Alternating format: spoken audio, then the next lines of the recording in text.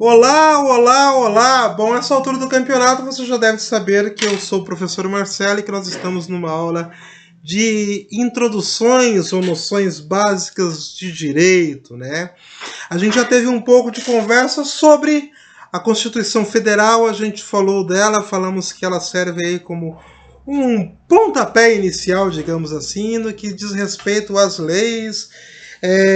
E agora a gente vai continuar então nessa conversa. A gente vai falar um pouquinho mais sobre o que nos é permitido ou negado de acordo com a nossa ideia de Estado democrático de direito. Hoje é um assunto que eu gosto muito de falar, para mim é um dos assuntos fundamentais que a gente tem no direito.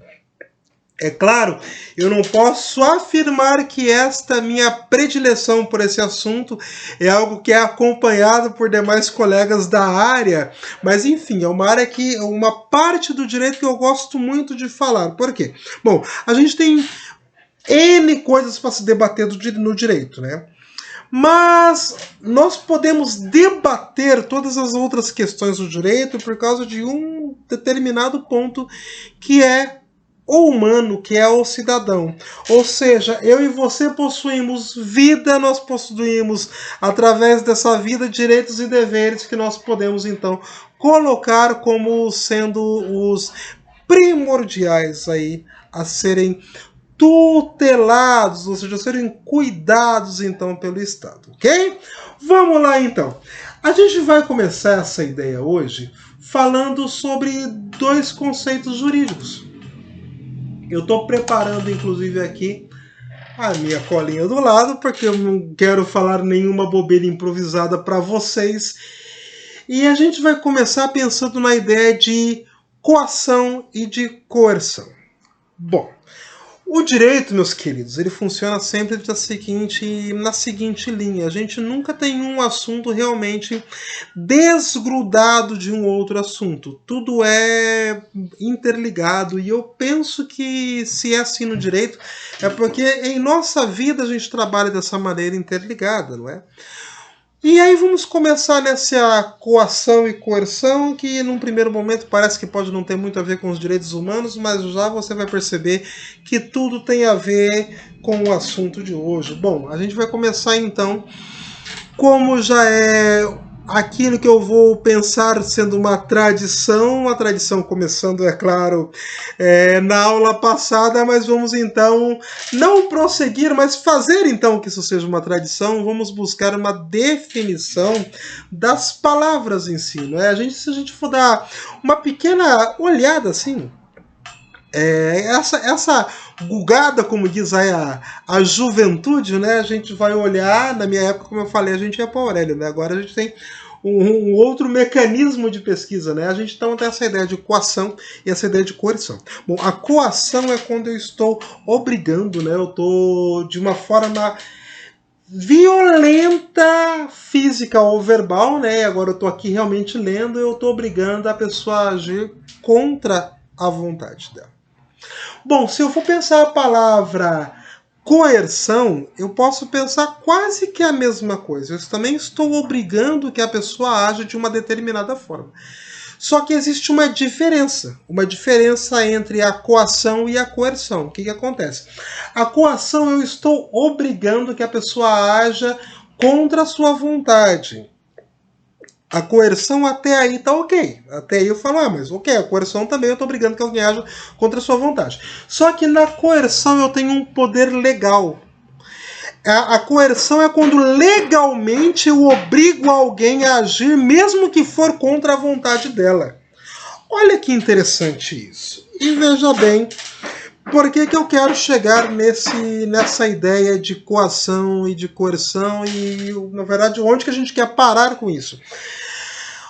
Nós temos, então, como cidadãos, direitos dos mais diferenciados possíveis e também deveres de, principalmente, respeitar o direito do outro, né? Respeitar o direito daquele que nos é igual e, ao mesmo tempo, em pensamento diferente.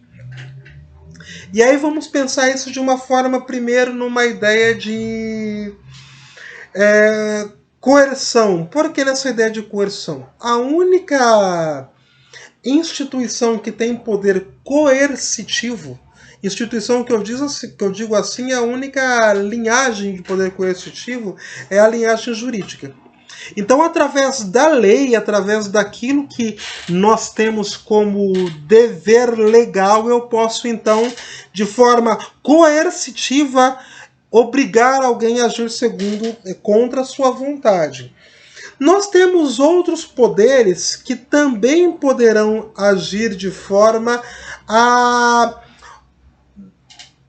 obrigar aqueles que acreditam ter uma determinada forma de conduta.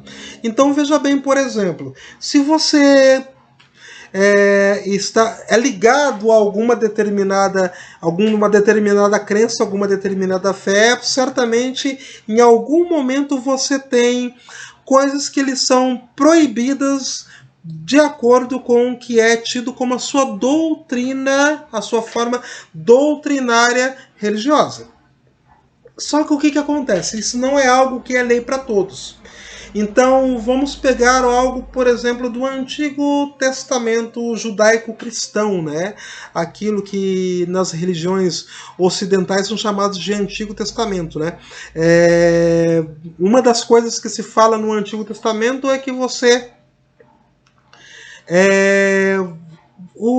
a ideia do que você precisa jejuar, por exemplo. Existe uma ideia de que em determinado tempo você tem um jejum, né?